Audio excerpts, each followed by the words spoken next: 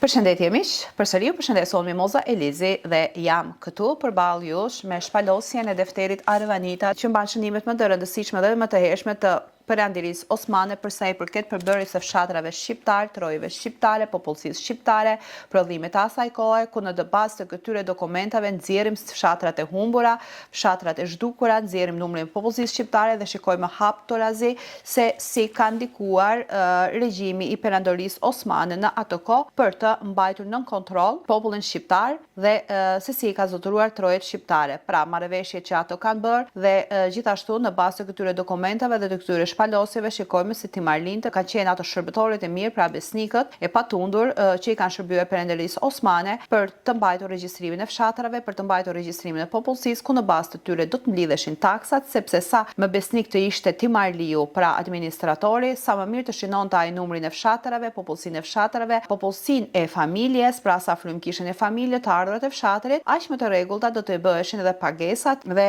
aq më me rregull të mblidheshin edhe dëm që të dërgoheshin në sarajt e sultanit për të rritur si ushtar, që dikur ato ushtar do të vishin në trojet shqiptare. Gjithashtu Timarlindë para bejlerët të cilët administratonin 1, 2, 4, 5 fshatra sipas hapësirës që i jepej, angazhimi i tyre ishte të jepnin numrin e popullsisë, të mblidhin taksat dhe të mbanin popullin nën mbikëqyrje që mos të bëheshin kryengritje.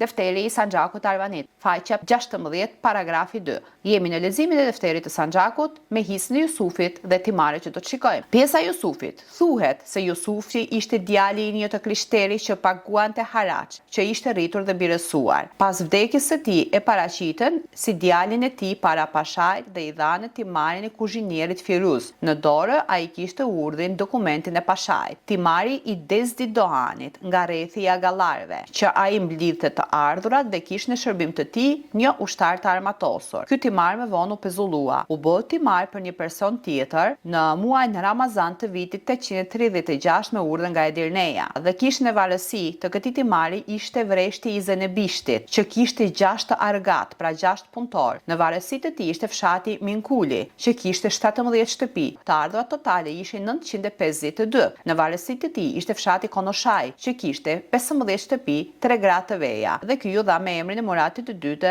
Hydaven Giari. Të ardhurat totale ishin 1253. Të shohim shënimet.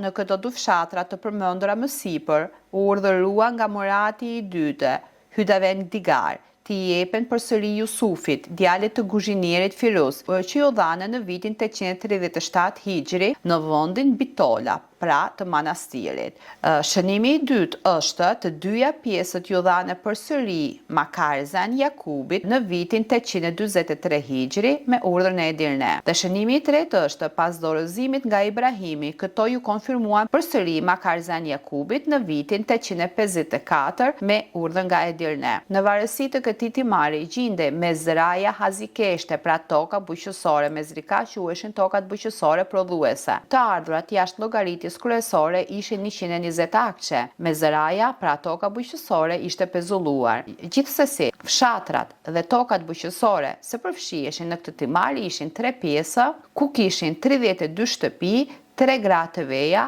dhe të ardhurat totale ishin 2322. Këtu kemi një shënim që ky o dorëzua nga Gjini, i biri i Vranos, në varësi të Gjirokastër, patjetër që askush nuk e dorëzon ato çka i përket atij, por këto në këtë mënyrë apo në mënyra merren. Ajo që o dorëzua nga Gjini ishte fshati Vaçomit, që kishte 4 shtëpi, 1 vejushë dhe të ardhurat kryesore ishin 300 akçe. Ky fshat ju dha si shtesë Hamzait, vëllait të Marangozit, me urdhër nga manastiri. Dhe gjithashtu kemi shënimin tjetër se nga dorëzimi i Jusufit, vëllait të Iliasit, nga fshati Juladis në varësi të Edirnes, që kishte si pjesë 9 shtëpi, të ardhurat totale ishin 625 akçe. Kemi shënim që thotë që ju dha përsëri pronarit të saj dhe gjithsesi timari i Derzi Doanit kishte 4 fshatra, 45 shtëpi, 4 gra të veja dhe të ardhurat totale ishin 3135. Pra si shikojmë, fshatrat Timarlindë, pra pronët kanë kaluar dorë mbas dore dhe se që kemi parë edhe në shënimet e mëparshme,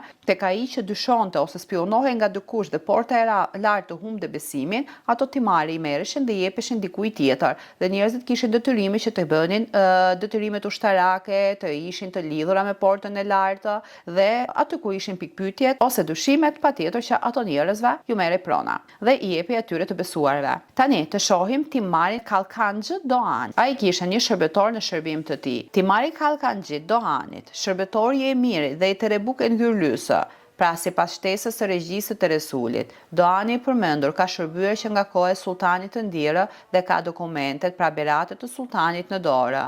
Teberuk kishte marrë pjesën e tij. Deli Doğani e kishte marrë më parë, por kishte vdekur. Më pas kjo ju dha atij përsëri dhe ai ka në dorë dokumentet e sultanit. Kemi shënimet që nga Terzi Doğan ky regjistrim është shënuar si i anulluar, pra i vizuar sipër. Kemi shënim ky regjistrim është shënuar si i anulluar. Fshati u dha si shtesë Hamzës, vëllait e Karagözit në Bitola të manastirit. Ky regjistrim është shënuar si anulluar dhe pronari i tij në fshatin Nokovë në varësitë e Edirnes, pjesa e Kalkan Doğanit që merrte vetë të ardhurat dhe kishte një ushtar në shërbim të tij, kishte 34 shtëpi, 3 gra të veja, të ardhurat ishin 2468. Pjesa e Teberukut që i merrte vetë të ardhurat dhe kishte një ushtar të armatosur në shërbim të tij. Ky kishte një vresh të posaçëm që i përkiste familjes së Zenebishtit dhe gjithashtu në këtë pjesë kishte 40 shtëpi, një grua të ve dhe të ardhurat totale ishin 2797. Kemi shënim që ky Teberuku i e kishte administruar plotësisht këtë pjesë. Pjesa e mbetur u administrua nga Muradi i dyta. Kemi në shënimin numër 2. Në gjendjen aktuale, kjo pjesë u regjistrua bashkërisht për Terebukun dhe djalin e tij Muhamedin. Ata kanë bashkërisht të ardhurat dhe shërbejnë në radhë me kalane e përmendur. Dhe kjo ka ndodhur në vitin 858 Hijri, 856 Hijri e shënuar në Edirne. Me që Muhamedi kishte vdekur, pjesa e tij u dha Deli Ibrahimit sipas letrës së Xhanxhakbeut. Ai e administron dhe së bashku me Teberukun shërbejnë me radhë në kalane e përmendur. Dhe kjo është shënuar në vitin 858 në Sofia. Kemi shënim tjetër, këto dy pjesë janë 74 shtëpi dhe kanë edhe shtesë me urdhër pra shkresët që ju dhanë djalit të Kalkanxhi Doğanit Jusufit dhe ajo që mbeti ju dha Jusufit, djalit të Resulit të ndjerë, dhe kjo ndodhi në vitin 854 me shënim në Edirne. Pjesa e Resulit. Me që Musa, djali i Resulit, kishte vdekur, pjesa e tij u dha djalit të tij Mustafës dhe vëllait të tij Kara Jusufit. Ata do të shërbejnë me detyrimet përkatëse pra ushtarake dhe kjo është shënuar në një datë pika ku është fshirë shënimi. Data nuk është e plot dhe taksat nuk janë të plota sepse shkrimet, siç kam theksuar dhe më parë me kalimin e kohës, disa janë zhdukur, disa kanë humbur dhe disa edhe janë fshira. Dhe vazhdojmë leximin e timareve. Jemi në faqen 17 dhe jemi me timarin e Karaxhasë. Le të shikojmë se çfarë përmban ky timar, çfarë fshatrash ka dhe çfarë fshatrash ekzistojnë sot. Karaxha ishte një shërbetor i emirit, gulam i mirë, pra një shërbetor besnik, gulam i mirë, shërbetor besnik. Kishte shërbyer që nga koha e sultanit të ndjerë.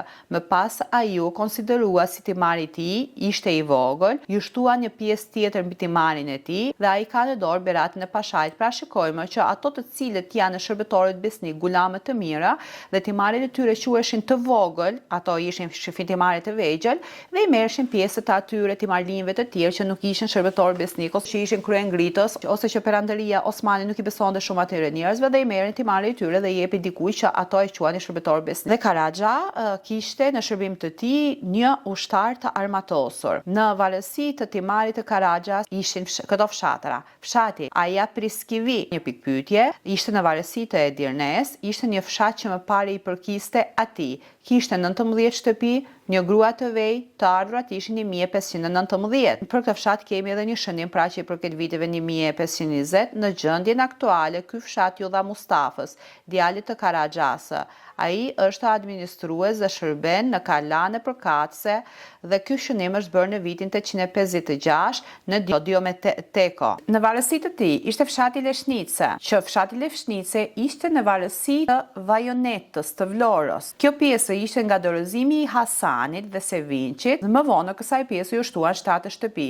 Të ardhurat totale ishin 438. Në gjendjen aktuale kjo pjesë u mor dhe ju dha pjesë Sunkurit. Ai është administrues dhe shërben në Kala dhe kjo është shënuar në vitin 856 në Dimetoka. Në përgjithësi, në total, ky timar kishte 2 fshatra, 26 shtëpi në grua të ve dhe të ardhurat totale ishin 1954. Këtu kemi një shtesë, një shënim, muzak. Kjo ju dha pare Sunkurit sepse ishte vend i rënuar dhe nuk ishte në dorën e askujt. Në fund dhe kjo është shënuar në vitin 858 Hijri me shënimet në Edirne. Tani, këtu kemi një shënim për tokën Leskolice, pra me zraja tokë bujqësore prodhuese që quhet Leskolice dhe është jashtë regjistrimit, pra nuk është përfshirë në defter aktualisht. Jemi në faqen 17 dhe vazhdojmë me leximin e timarit të Hamzait. Timari Hamzës së Ndjera. Hamza ishte dëbuar nga Caniku dhe kishte ardhur këtu. Babai i tij kishte shërbyer në kohën e sultanit të Ndjera dhe kishte vdekur në kohën e sultanit tonë. Ky tymar u dha djalit të tij të përmendur më sipër. Ai ka në dorë shkresën e pashajt dhe Hamzai kishte në shërbim të tij një ushtar, një kalosur të armatosur dhe kishte një shërbëtor ushtar që ishte besnik i sigurt. Ky timar i përmendur që është pjesë e quajtur Leshnice u dha djalit të tij Muhamedit dhe kjo ndodhi në vitin 858 me urdhër nga Edirneja. Nga fshati Leshnice që ishte në varësi të Vlorës kishte total 17 toka, pra pjesa. Të ardhurat ishin 945 akçe. Në varësitë e tij ishte edhe fshati Tornuk që ishte në varësi të Vlorës. Kishte 11 shtëpi. Të ardhurat totale ishin 957 akçe. Përmbledhja të dy pjesëve në varësi të këtij timari gjithsesi ishte 28 shtëpi. Të ardhurat totale ishin 1902 akçe. Dhe vazhdojmë leximin e timareve. Dhe jemi përsëri në faqen 18 dhe vazhdojmë me timarin e Ferah Hasanit. Timari i Ferah Hasanit, ku kemi shënimin që Ferah Hasani ishte një shërbëtor i rregullt i urdhrave të sultanit dhe kishte në shërbim të tij një kalorës të armatosur. Në administrimin e Ferah Hasanit ishin fshati Suhe, që ishte në varësi të Edirnesë, ishte një fshat që kishte 32 shtëpi, të ardhurat totale ishin 1610 akçe. Ky fshat ju dha Muhamedit, të birit të Kaim Pashtrës, por pasi u konsiderua se kishte bërë mashtrime me njerëzit e malit dhe ishte përfshirë në grabitje, u shkarkua nga detyra, pastaj ky fshat ju dha Nusretit si administrues dhe kjo ndodhi në fund të vitit 856 në Edirne. Në varësitë e tij ishte fshati Hundekuki. Ky fshat ishte në varësi të Edirnesë dhe kishte 21 shtëpi. Të ardhurat totale ishin 1475 akçe. Ky fshat ishte në duart e Hamza Beut, Sanxhak Beut të Arvanidit. Me ndërmjetësinë e tij ju shtua edhe Muhafaz Ballabanit, pra në mbrojtje të Ballabanit. Përmbledhjet totale e këtyre fshatrave ishin 53 shtëpi, të ardhurat totale ishin 3085 akçe. Pra miq, në këto program të shkurtër pam përmbledhjen e disa timareve e pam se timaret kalojnë nga njëra dorë në dorën tjetër simbas besimit që perandoria osmane kishte këto administrues. Duke parë regjistrimet që janë të shënuara në defterin Arvanit për këtë zonë dhe për këto fshatra për përbërjen e popullsisë, gjithashtu ato të cilët e njohin këtë zonë dhe bëjnë studime mbi këtë zonë, sot mund të shohim qartë dhe të bëjmë krahasimin e fshatrave të asaj kohe dhe fshatrave që gjenden sot. Pra sa fshatra janë zhdukur, sa fshatra mbajnë atë emër, sa fshatra janë bashkuar, si kanë ndryshuar emrin, zhvendosin etj.